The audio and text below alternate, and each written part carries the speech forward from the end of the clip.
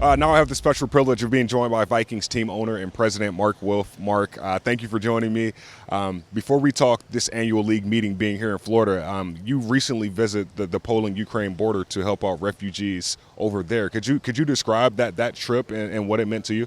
Well, it was very heartbreaking to see the amount of suffering going on, the humanitarian crisis, and no matter how the political or military situation ends up, this will be with us for some time. You have millions of refugees. We actually met some of them. I was over with the Jewish Federations of North America organization. I led a trip of nationwide leaders to look at the situation, evaluate what's going on. And these people, they literally had minutes to pack up their life belongings and head on a train and get out of Ukraine. And some of them had their husbands and brothers and fathers staying back to fight. So a lot of uncertainty, a lot of human suffering, really. And we have to house, medicine, all of that has to take place. And we just have to do our part to get people out, to resettle them in different countries, and to make sure that they have a better future. Speaking of a better future, a lot of people always talk about, well, with whatever you guys do, it's always first class and always looking to push the initiative to help people. What is the motivation behind just helping people and providing resources to be of good benefit for the greater good?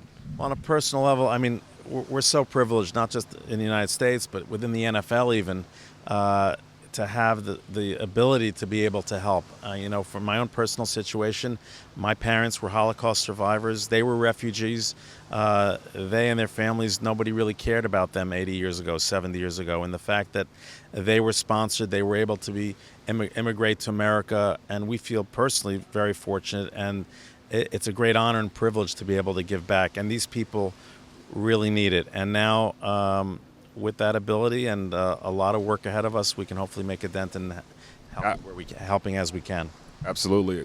Moving to these owners' meetings now, I know you've been doing this for a while now. Were there any takeaways just from this year in particular, and have they changed over time since you've been an owner of the Vikings? Well, everyone's a year older, but the reality is it's been 3 years since we got together in person at an annual meeting. So just to be together and reestablish personal connections and relationships with our partners, with media, with each other, ownership, staffs, head coaches, GMs, and really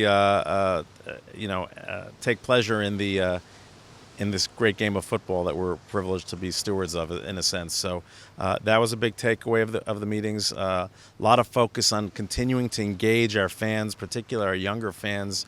How do we connect them even further to our team, to our players? And as exciting as this connection is, we want to grow it.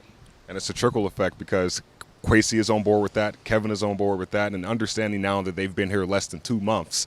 Have you got an idea of what their process is like, and where are you just understanding that process?